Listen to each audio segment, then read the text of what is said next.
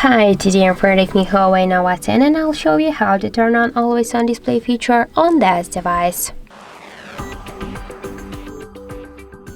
So first let's open the settings application and then tap the home screen and wallpaper. Now we can see here always on display section. Tap here once, and if you want to turn it on, we should just use once the switcher, so just click here once.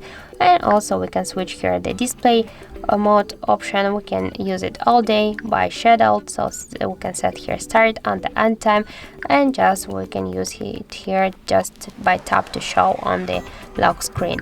So let's use it all day. Now let's just lock our smartphone, and we can see that the always on display feature successfully activated.